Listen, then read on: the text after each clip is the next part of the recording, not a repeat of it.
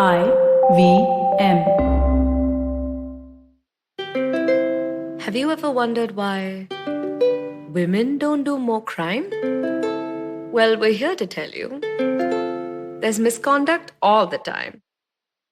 Women are thieves and murderers. That's gross misconduct. Con artists, money launderers.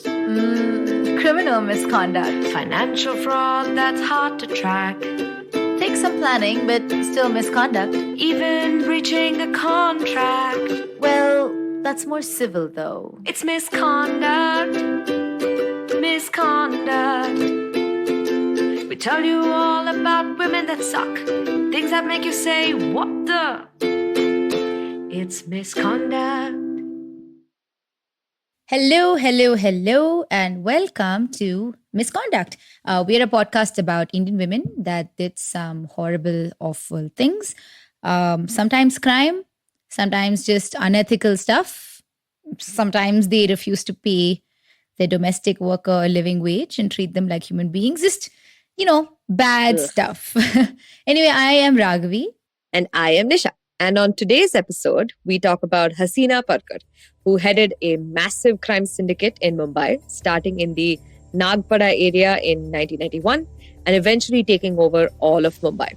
She also just happens to be, it's not a real big deal, just very small thing. She is the sister of the famed Mumbai underworld don Dawood Ibrahim. Oh, I know what you're all thinking.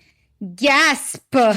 How are we going to cover Hasina Parkar, who is, like Nisha said, the sister of Dawood Ibrahim, without getting ourselves in trouble? Well, we will do it by aggressively listing every public source we can find for every word that comes out of our mouth. And you know what? We're given to understand that that's how good research works. You have to list sources. Apparently, that's a thing that we do. Hey. But of course, this episode is about the underworld. So expect descriptions of violence, criminal activity for sure. This podcast is not for children. So listener discretion is advised. It is. We've advised you. Over and over again. And we will continue to advise you because we don't want to get into trouble. Oh no. You can really, you sort of get the theme of what's happening here. Like we're trying our best to be as informative while as not getting into trouble. But since we're on this, let's start with organized crime in Mumbai. What? Yeah. So the Bombay underworld is not a joke. Okay. Knock, knock. Who's there? Bombay underworld. Bombay underworld. Bombay underworld is not a joke, Raghavi. I was genuinely scared for a second. What a loser. Okay, the Bombay underworld is not a joke. Okay, guys. A lot of cities in India have organized criminal activities. And many of them are in the form of like families that take over administration and like protection of different towns. And they earn quite a bit of money either from their criminal activities and also in part from like picking up, tribute from the local townsfolk as well. For Bombay specifically though, there's been a lot of Bombay has been a big city for a long time. And of course, there'll always be some extent of criminal activity. But it really like sort of started in the 40s with Karim Lala and his family. And the Lalas primarily operated around Bombay's docks and ports. And they were allegedly involved in everything from drug trafficking to extortion to gambling, gold smuggling, contract killings, just you name it. And one of our sources that I had read for this was the writer Hussain Zaidi. He has, his books are really, really fun. Okay. It's like a weirdly dramatized account of a lot of his encounters with folks from the Bombay underworld. There's this one book which was called From Dongri to Dubai. He describes Lala's empire around this time. And he basically said that he was super active from the 1940s till about 1985. Also, there is a DNA India article that calls Lala the grand old daddy of Mumbai's criminal underbelly. Ew, dude. Yeah, You know what? Daddy used to be such a cute word. Like sometimes I used to call my dad daddy. Now I don't know. True. These youths, this youthful generation have ruined it. We were those youths. I feel like I have to clarify that. But yes, in the that's Lala's reign. Then in the 70s and 80s, like slowly building up some clout, came Haji Mastan. So Haji Mastan, Nisha, you'll be very proud to hear this. He was actually Tamil born. Hey, South I India know. represent. Yeah, represent. Anyway, he grew up to control all the smuggled gold and silver Oh, and shit. electronics good market in Bombay. You know what? It is still something to be proud of. I feel like we're not represented as bad people enough, maybe. I don't know. But in any case, Mastan had a lot of influential people on his side, particularly Bollywood royalty. While I was researching for this, I came across this photo apparently that's very famous. It's just him chilling with like Dilip Kumar and Saira Banu at some award ceremony or something Wow. like that. Yeah, so these are all people that had like, some clout. They were famous in their own in their own ways. There are also other famous dons from this time. There's this guy called Varadarajan Mudaliar, who's also Tamilian. Yeah, there's loads of these folks. We don't have time to get into everyone though, because in the 1980s, one particular boy rose from some very simple origins. And this was our boy, Dawood Ibrahim. And when I say our boy, what I really mean is this man that I fear with every fiber of my being. And I would go out of my way to not piss him off. Sounds reasonable. It sounds reasonable, yes. His empire is called the D Company. You guys would have heard about it. It's sort of kind of everywhere. It's a nice name. Great name. It is. Hey, by the way, I did a very rudimentary public search for registered trademarks and applications in India. For Just this like to look up name. for D Company. Yeah, I was just like, hey, do you think anyone would have registered it? And if they had, who is it? And I looked it up. I couldn't find anyone that had registered the word or like, a logo that says D Company specifically. Well, that makes a lot of sense. I don't think anyone would want to dare to take that name to sell anything. No. And that is a good call. You are very smart. So D Company was a little different from the localized organized crime gangs that Mumbai had seen so far. D Company kind of became like a global phenomenon. Yeah. Dawood Ibrahim is currently on Interpol's list of most wanted people, and we meant super most wanted people. Please do not approach this guy on your own. Call the damn police and we'll try to deal with it. There's this like laundry list of things that Interpol says that he's wanted for, which is organized crime, transnational crime, terrorism, crimes involving the use of weapons or explosives, fugitives, crime involving life and health, counterfeiting, forgery, thefts, and my personal favorite, hooliganism. Hey. I don't know why, but when I hear that word, I can only think of like my teacher coming into class and be like, "This is fish market or what?" Did every teacher say that? Everyone. We never had any. We were at the same school when you were kids, but we never had any teachers in common. And they still all said All that. of them. Yeah. Everyone. Except for the Arabic teachers who would just be like, "Hey, hayawanat," which basically means zoo. animals. Yeah. So Yeah, it's like you're a zoo. Hey, I forgot about that. That's true. They would say that. Yeah. which is kind of cute because Dawood Ibrahim was residing in Dubai for a long time. And it is reported that he left in 93. We actually have no discernible clue about where he is now. I don't want to also. All these crimes that we're listing are just alleged. Remember that no court has ever prosecuted him. They haven't even got the chance to question him. He's just wanted at this stage, not convicted.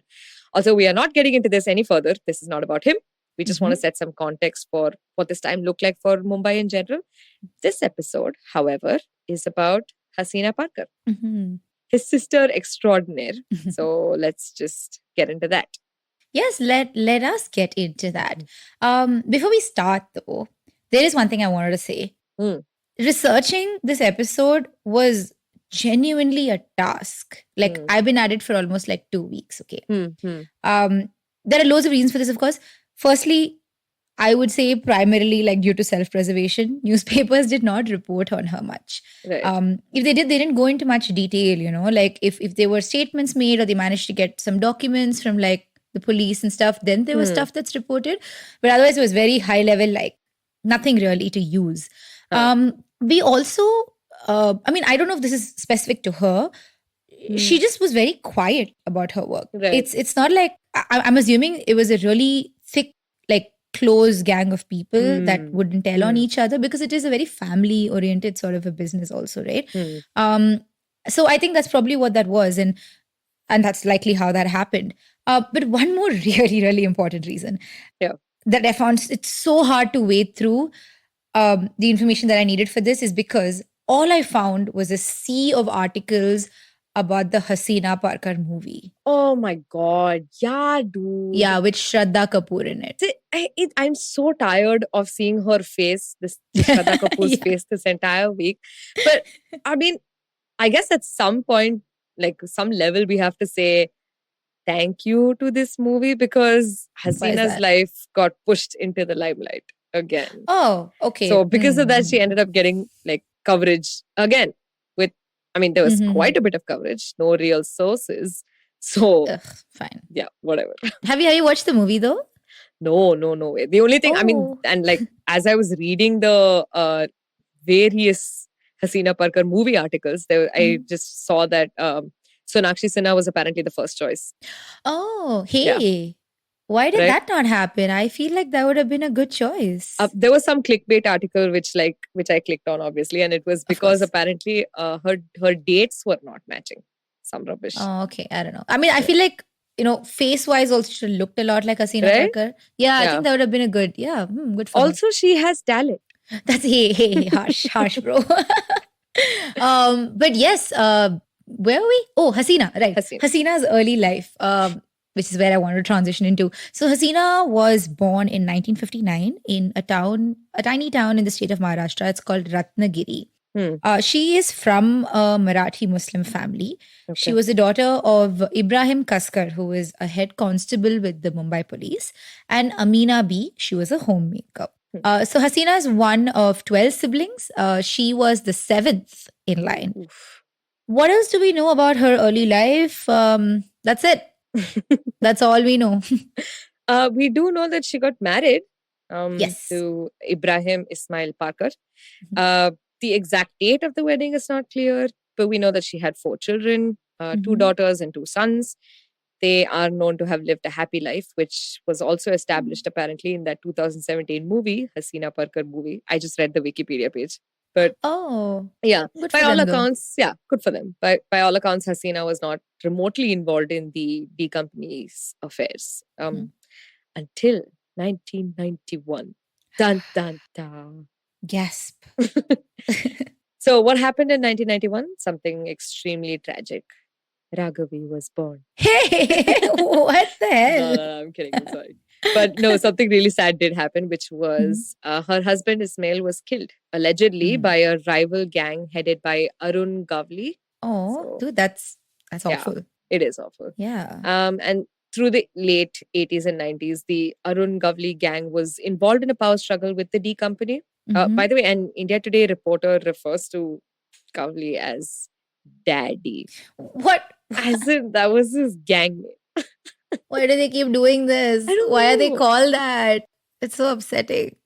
It is. Oh, I don't know what to do with that information, man. Why do you tell me this? I don't know. I just wanted to tell you. Disturb me, it should disturb you also. Fine. Can we move on from this daddy thing generally? Yes, we shall. So, after her husband passed away, the D Company allegedly organized a shootout of a member of the Gavli gang called Sailesh Haldankar. Various news sources reported that the D Company sent out 2 of their own men, that's Lambu Shakil and Brijesh Singh, to avenge Hasina's husband's death. In what is now a very famous case, the 2 men went on to shoot and kill Sailesh Haldankar. This is famously known as the JJ Hospital shootout because it happened right by JJ Hospital in Nagpada, Mumbai. Right. Both men were arrested and prosecuted for the killing, but eventually acquitted.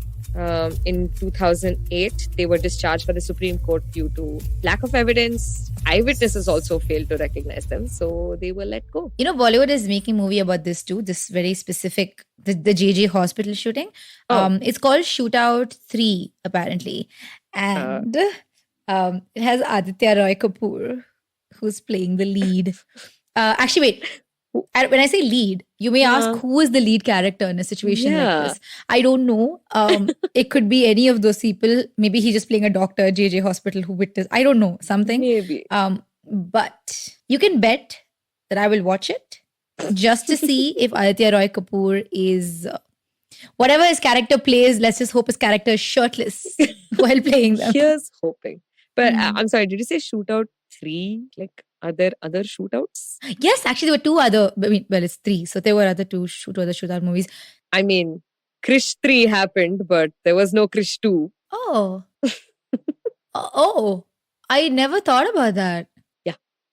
It's Koi Mil Gaya Krish 3. Oh shit. Okay.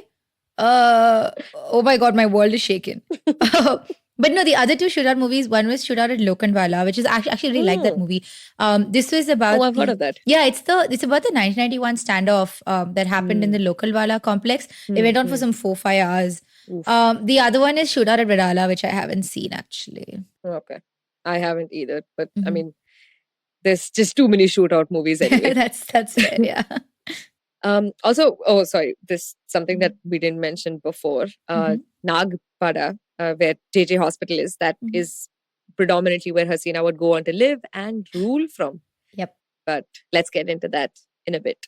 Yeah, let's actually take a little break here. When we come back, what was Hasina up to? We'll find out.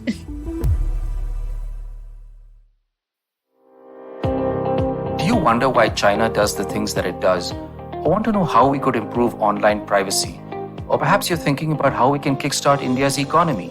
If you'd like to search for the answers to such questions, check out All Things Policy, a daily public policy podcast that covers everything from employment figures to aircraft carriers. Tune in from Monday to Friday for new episodes and fresh takes.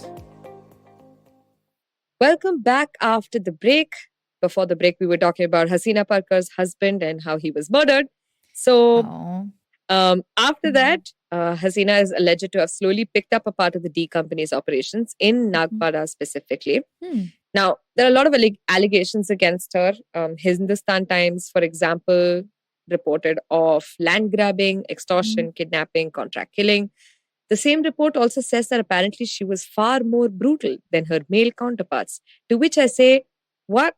Who cares? Why even mention that? Yeah, it's all. I mean, I don't think it really matters whether you're a woman or man in this. Yes. In any sort of business in relation to this. But yeah, sure. Okay. I suppose. But do we know for sure that she did all of this? No. Much like us, every newspaper uses the term alleged crimes. But there are some interesting insights that we would like to put together to understand the extent of her power. The first one is on construction.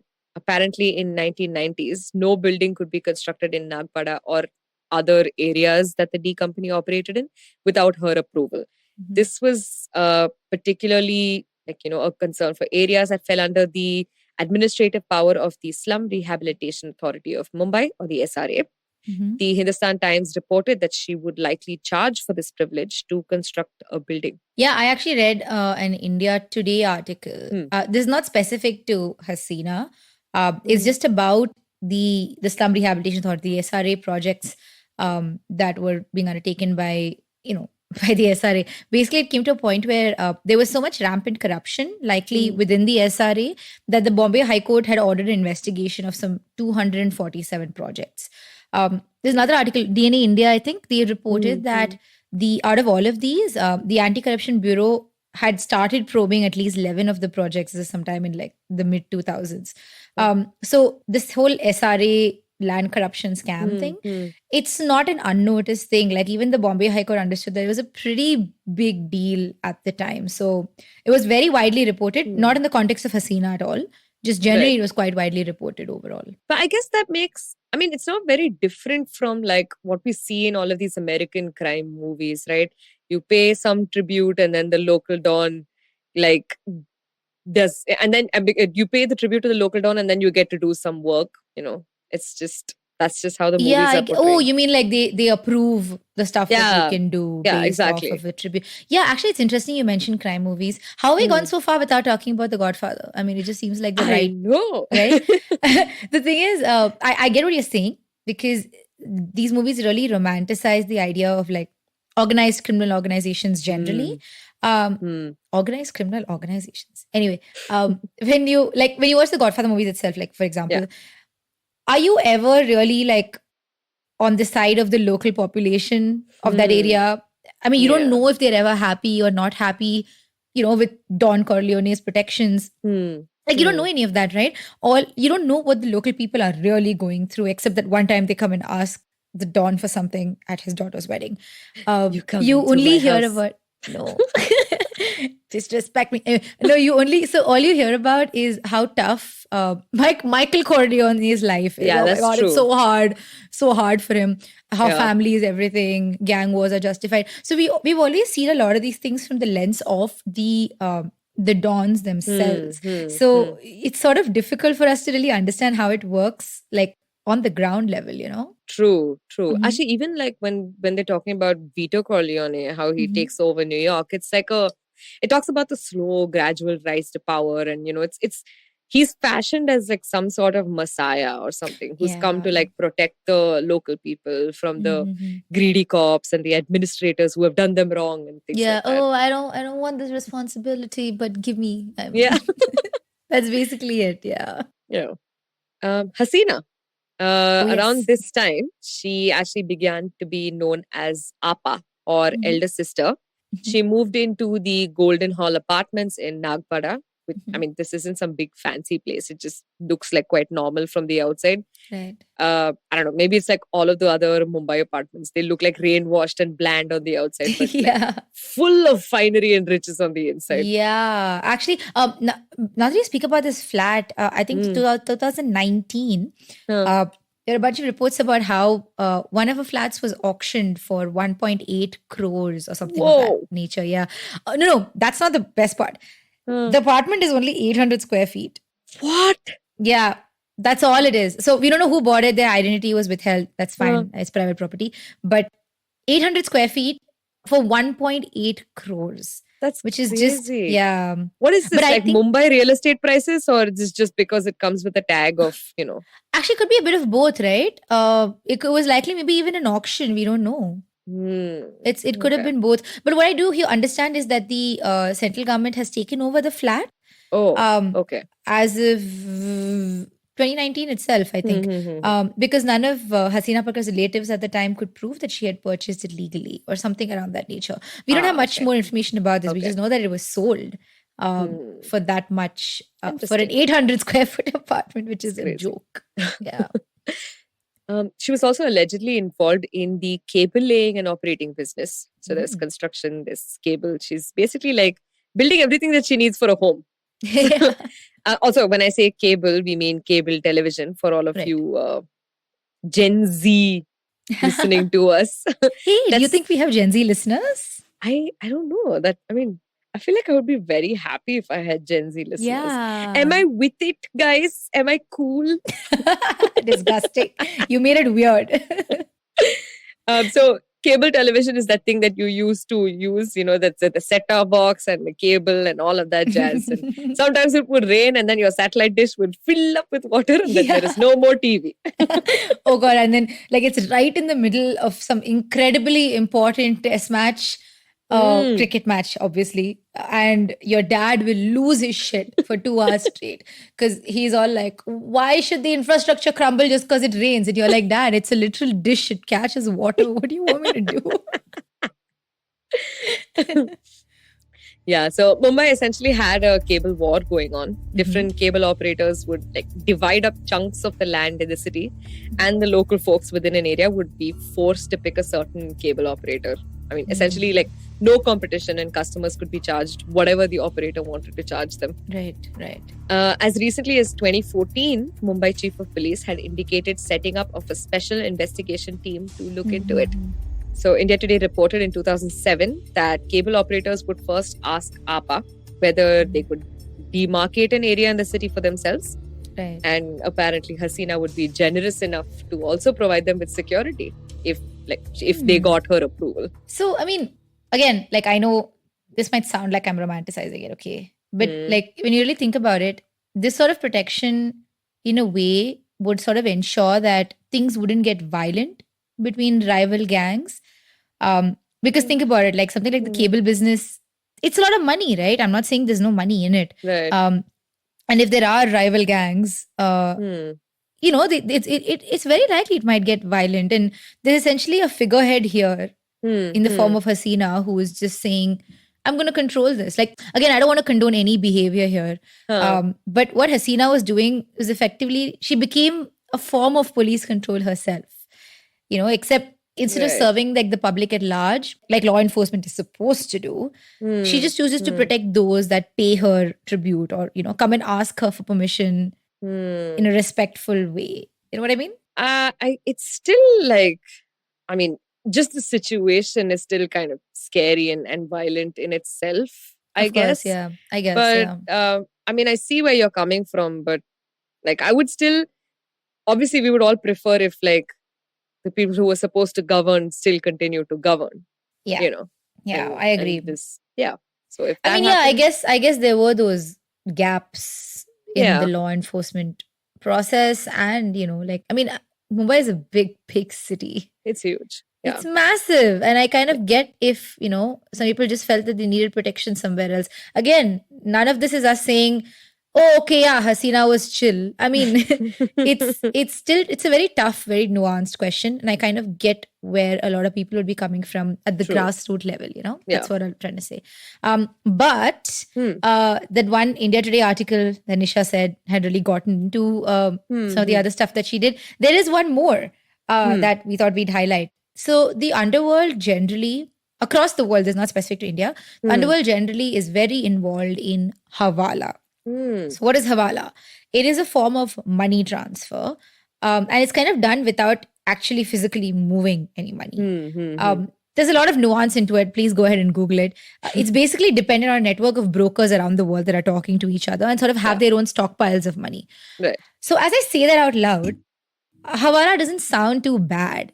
Like it just sounds like a network of banks, right? But Hawala does become a problem when you consider the fact that governments haven't recognized it as, like a recognized form of money exchange or transfer. Plus, it becomes very easy to use for money laundering because there is no Right. oversight. Right. It also, you don't know the identity of the sender when you look at Hawala. So it's, while, it might create this alternative network where it might be easier to transfer money, there is no control or regulation around it. But I do want to say, India made it a little worse than necessary. Like especially in the 70s to the 90s, India had this really strict foreign exchange law called the Foreign Exchange Regulation Act of FERA. Okay. So among a bunch of other things, they made it really hard to send money out of the country or bring it back into the country. Okay. So even if you were a normal middle class family and you wanted to send money out because, your kid is like, studying abroad or you're an NRI living abroad, you want to send money back to your parents. All this stuff was really limited because a very small amount of cash was permitted to be sent. And the banks charge these crazy amounts of fees. So Hawala really grew around this time, especially like the 80s and 90s. It became a really big deal. A lot of normal people relied on Hawala because it was the easiest for them, no questions asked, very little fees, and it was transferred. So the Indian underworld, like the rest of the world, really banked on this. And we are given to understand that Hasina managed this on the D company's behalf. It became stronger post 1993 after her brother moved, and she effectively carried on the operations on her own.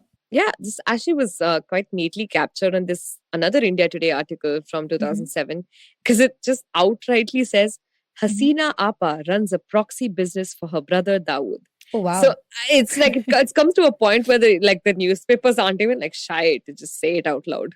Yeah, there are also there are multiple accounts that I had read, but these are unsubstantiated. Okay, it feels like stuff that's just put out there for like sensationalizing it.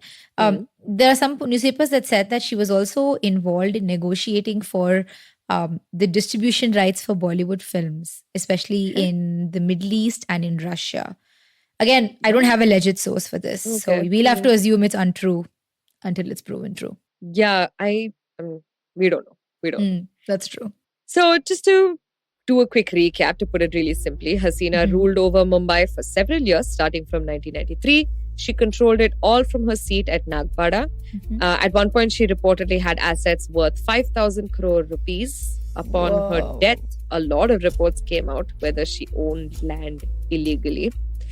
A Deccan Chronicle article from 2014 says that when Mumbai police was investigating this, apparently the additional commissioner of police at the time said, "We will investigate this matter thoroughly, whether Hasina Parkar amassed a huge wealth through illegal means." The same article says that she owned as many as 150 properties, including Mumbai's posh localities like Bandra, Andheri, Borivali, and Meera Road.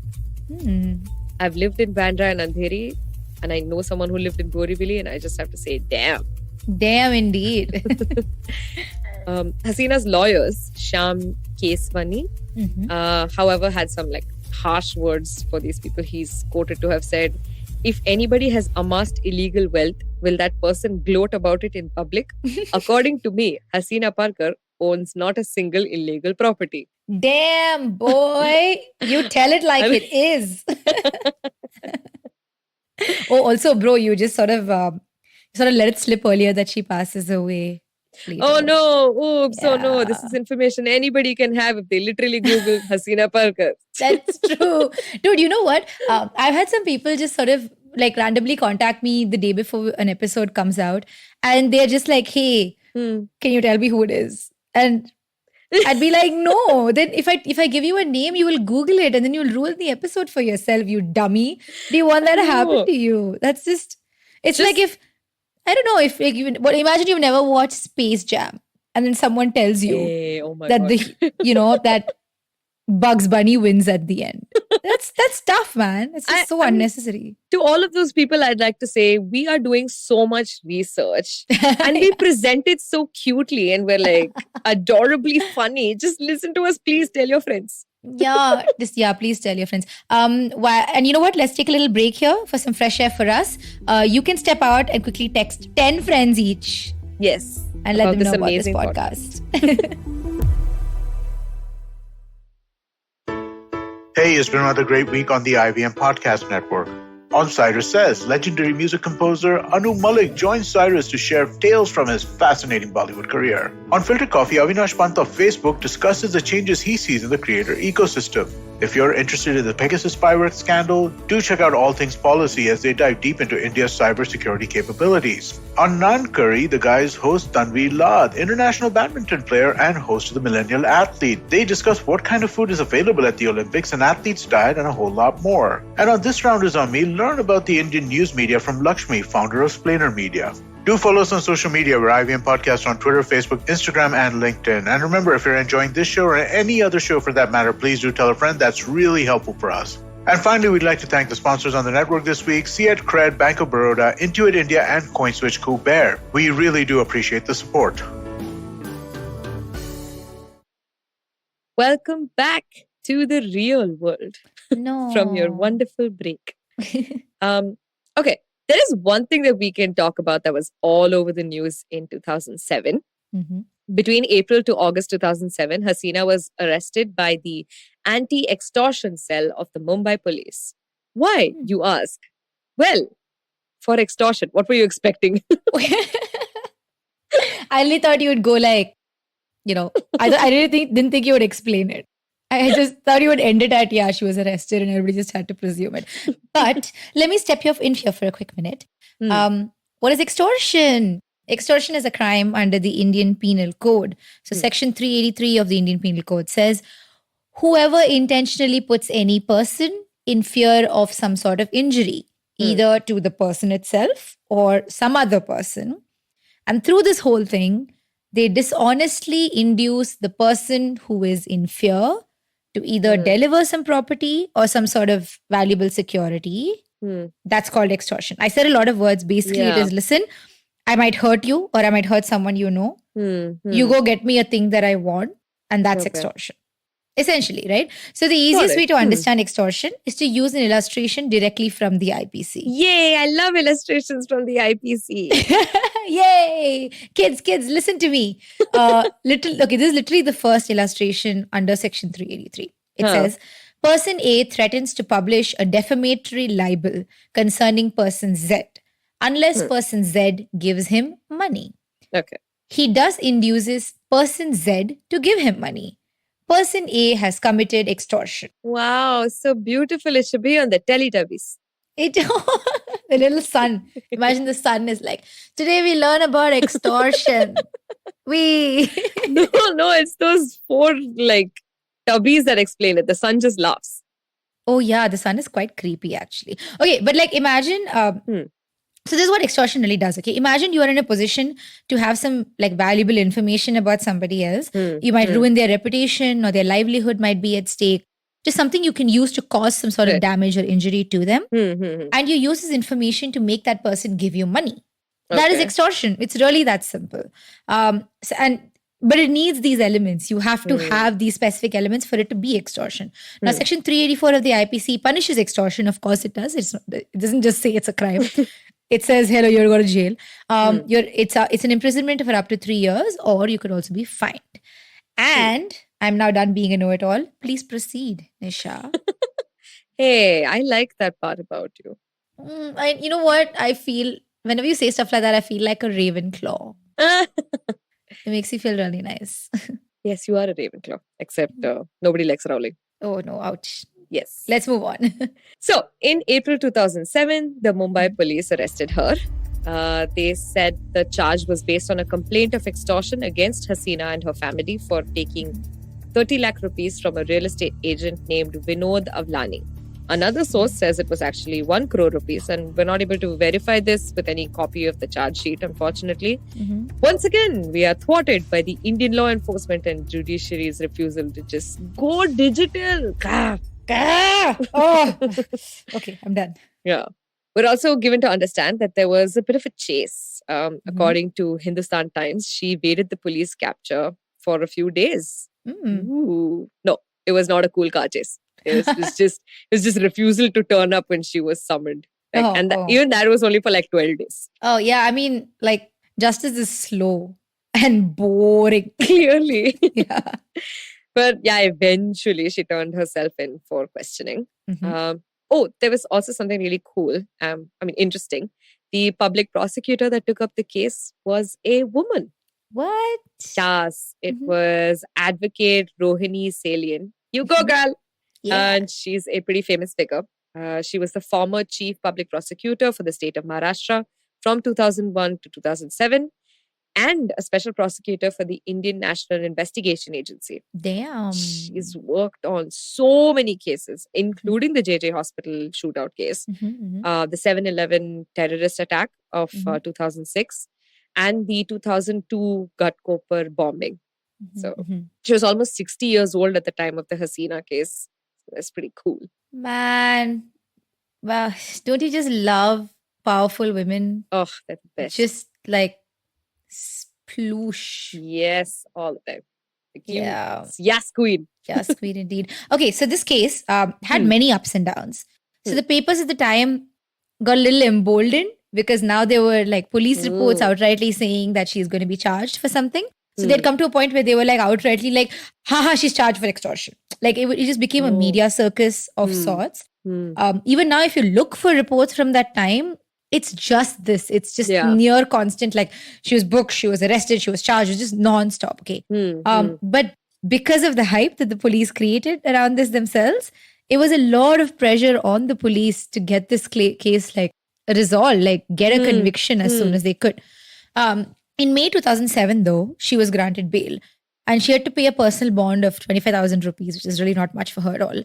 The court also directed her to go to the anti-extortion cell every day between noon and 4 p.m. for the rest of the month, next whole month, basically. Like just like go on a lunch date. Yeah. To the anti-extortion cell. She also wasn't allowed to leave Mumbai. So the courts, by the way, when they granted her bail, they were really pissed off at the police, essentially because they didn't believe that the facts of this particular case made a good case for extortion. We have some very lovely quotes by the additional chief metropolitan magistrate at the time, V.K. Sharma. He ripped into the police. Okay, I'm just going to read out the stuff that he said. First, when is it considered extortion? While accepting money or giving it? At most, a case of cheating can be made out. That's one. Two, if the facts of the first information are considered to be a gospel truth, the alleged act committed by the accused Hasina does not fit the definition of extortion. Oh, no. And then he closed his statements by saying this. Where is the material to show that the money retained had even reached Hasina? Oh, And the last, like the cherry on all that pie. Prima facie, there's no case of extortion or forgery made out against her. Goodbye. Oh man. Also, by the way, the FIR didn't mention her name, is what I am given to understand. Hey, so what? I don't know. I just don't know. So the judge was like, come on, guys. Why did you arrest her? This makes no sense to me. Yeah. Eventually, the police revised the charge sheet to say cheating instead of extortion. But the humiliation was done. Like, they've been humiliated at this point, you know. And to be fair, the punishment for cheating is only 1 year as compared to 3 years for extortion. So they effectively had to really downgrade her, the charge that they made with her, that's awful. I mean, it sucks for them. It does indeed. Yeah. So what happened with the case after that? Oh, I don't know. Oh, what? that is kind of it.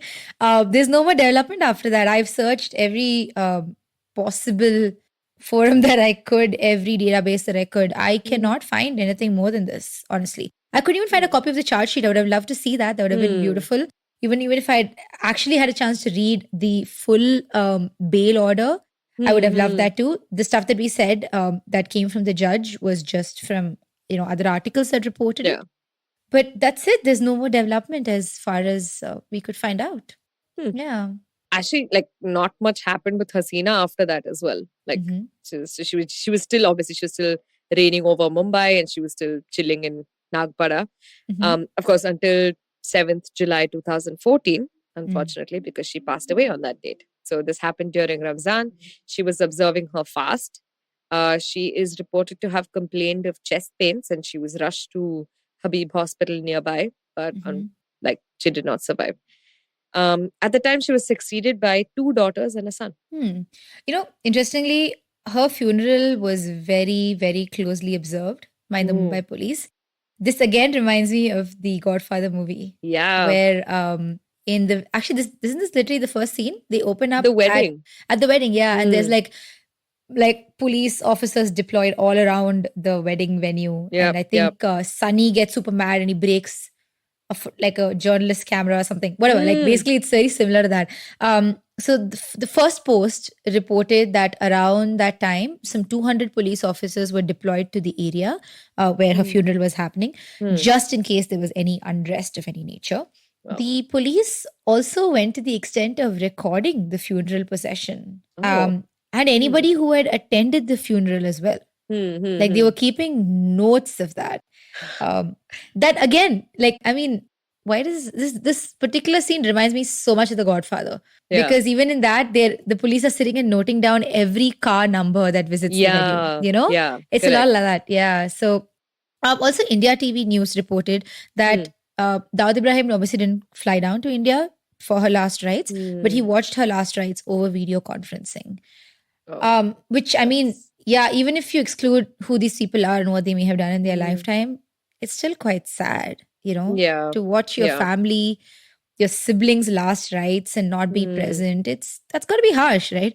Yeah. But I mean, well, of course it's harsh, but a lot of families just went through that in the last 18 months during the, the coronavirus pandemic, which, okay, I've just depressed myself now. That was really quick. Honestly, to be honest, some families don't even get to see it. So that's true. Yeah, I forgot about that part. Yikes. Okay, change the topic. Quick. This is really sad. Okay, here's a fun fact. The Hasina Parkar movie, apparently Hasina's son had a special screening of that movie for like friends and family in Dubai. Oh. And while the rest of the world were like, Shraddha Kapoor, oh my God, you suck.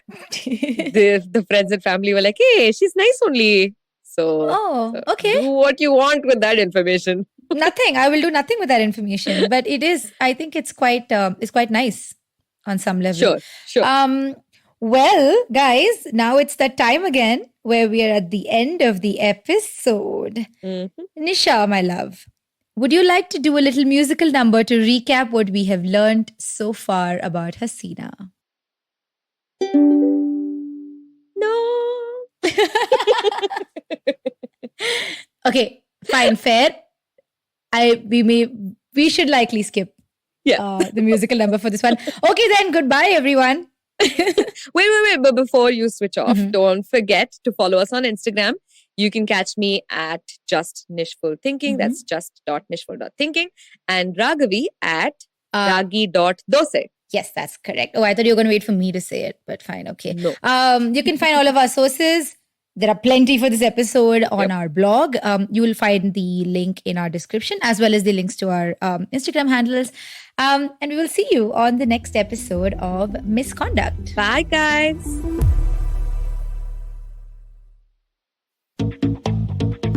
Have you ever wondered where the business world is headed?